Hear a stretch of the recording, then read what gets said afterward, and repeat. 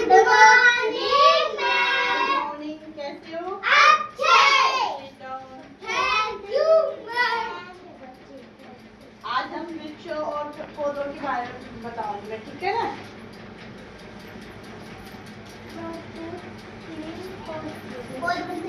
देखो ये क्या है? पौधे। पौधा। छोटा सा क्या है ना? मैम। कैसे उगता है ये पौधा? पानी से। पहले बीज उगाते हैं ना, फिर उसमें पानी डाल के फिर ये पौधा बनता है ना। और इससे हमें क्या मिलता है? आम। हाँ, आम, फल, केले, संतरे, अंगूर, अनार, आम। और किसी को पता है? अनार, आम, एप्पल, अंगूर, बनाना। क्या हमें वृक्षों से क्या प्राप्त होता है? लकड़ी भी प्राप्त होती है ना, उससे मकान भी बनाते हैं और सर्दियों में सीखने में भी काम आती है लकड़ी, है ना। और टेबल भी बनाते हैं। देखो ये लकड़ी का टेबल है ना, ये किससे बना हुआ है? लकड़ी से।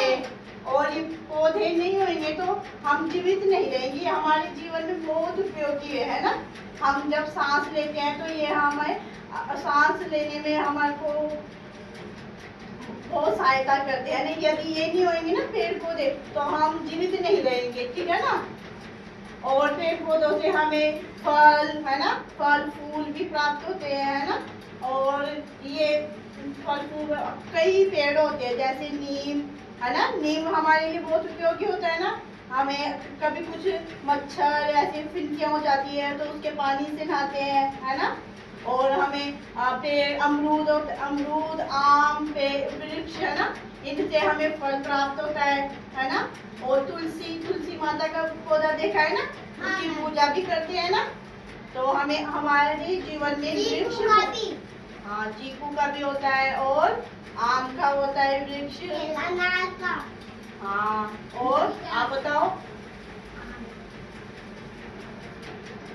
अनार का और आम का और एप्पल का और सेब का और अंगूर का, ग्रेप्स का। वेरी गुड, क्लैपिंग करो। हाँ, बताओ? एप्पल का, अनार का, अमरूद का, ग्रेप्स का, बनाना। Very good.